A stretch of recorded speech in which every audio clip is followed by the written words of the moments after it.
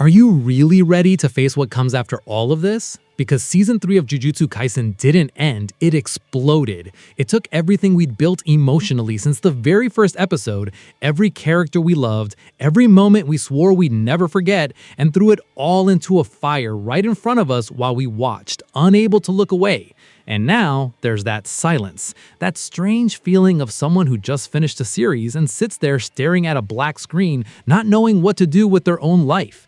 So, let's talk about it. Let's talk about what Season 3 did, what it destroyed, what it built, and most importantly, what's coming in Season 4. Because the manga has already pointed the way, and that road is not kind to anyone. Season 3 was the Culling Game, and if you watched it, you know this arc has no mercy. From the start, the premise was clear. Kenjaku threw Japan into a survival game on an absurd scale, where sorcerers and non-sorcerers were pushed into colonies and forced to fight under rules that made no sense to anyone trapped inside them. But what the animation did was transform that chaos into a visceral experience. Each colony had its own identity. Each battle carried a different weight. And what stuck in your memory wasn't necessarily the most spectacular scene. It was the quiet moment right before it. It was Megumi's expression when he made a decision there was no coming back from. It was the look on Yuta's face when he understood what was being asked of him. Hana Kurusa, an angel, entered the narrative with that promise that maybe, just maybe, there was a way out for Gojo. A small hope, but a real one. And the series knew how to use that as an emotional thread while everything else crumbled around it. And then, Sukuna happened.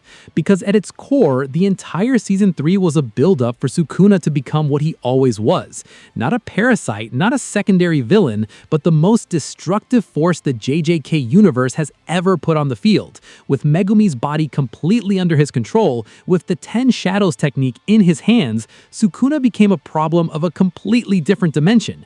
It was no longer a matter of containment. It was a matter of humanity's survival. And Gojo came back.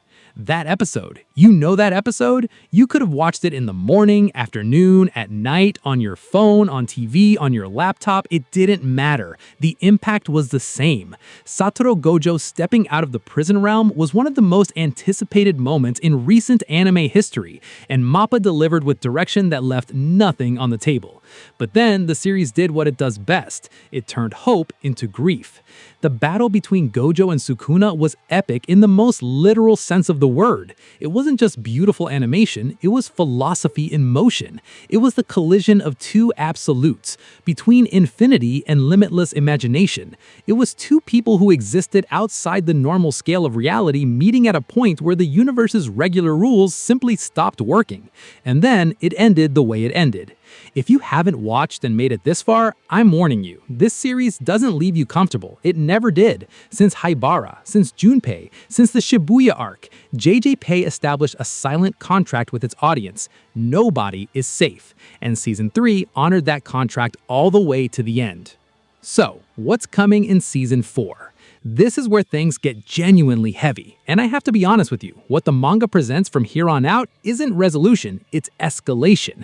The arc coming next is the final confrontation. It's the convergence of everything planted since the very first chapter, Kenjaku and Tengen, the forced evolution of humanity, the decades-long plan that finally begins to materialize, and at the center of it all, Itadori Yuji. Yuji, who spent all Season 3 trying to find a purpose that wasn't just kill Sukuna at the end. Yuji, who watched people die because of decisions he was part of, that he couldn't prevent, that he had to carry. Yuji, who in the manga begins to reveal layers the anime has barely scratched the surface of. Because there's something JJK does that very few shonen titles do. It lets characters break for real. Not the performative breakdown that disappears after a motivational speech. The real kind. The kind that changes the way someone walks, talks, looks at other people. And Yuji is going to break in ways you're not expecting. Season 4 needs to deal with the emotional legacy of Season 3, with Megumi, who is still in there somewhere, inside a body Sukuna uses like a puppet, with Nobara, and I know that wound is still open, who still hasn't gotten a definitive resolution in the hearts of everyone watching, with Yuta, who took on a role that carries a moral weight growing heavier with every chapter. And there's Kashima, there's uraume, there's the confrontation the manga builds with surgical patience, placing pieces into position without rushing. knowing that when the moment comes, the impact will be proportional to how long we've been waiting. Mappa's going to face an enormous challenge, because what's coming isn't a transitional arc, it's the final arc. It's the last stretch of a story that always knew where it was going, even when we didn't. And adapting that with the visual and emotional quality Season 3 established is going to demand an absolutely insane level of commitment. But if there's one thing JJK has proven over these years, it's that it's not afraid of the weight of its own stories. There's one detail not many people talk about, but that I think is fundamental to understanding what makes JJK different. The series never promised the good guys would win. It promised it would be real, that consequences would exist, that its world would have gravity, in the literal physical sense, where when things fall, they hurt. And that's what creates the kind of anxiety we feel between seasons. It's not the anxiety of, will my favorite character survive? Because we've already learned that question has a variable answer. It's the anxiety of, what does this story still have to show me about what it means to fight for something when the cost is absurdly high? Season 4 is going to have to answer that. It's going to have to take everything left hanging in the air, every character still alive, every relationship that hasn't reached its conclusion, every narrative thread JJ Akitamu left dangling with the calculated coldness of someone who knows exactly what they're doing, and give it a closing that's worthy of what was built. Not a happy ending necessarily, a true one. And however Season 4 arrives, however many episodes it runs, whatever art direction it takes, whatever composer scores it, one thing is certain. We're going to watch it. We're going to pause at the important moments. We're going to rewatch the scenes that hurt. We're going to talk about it for weeks.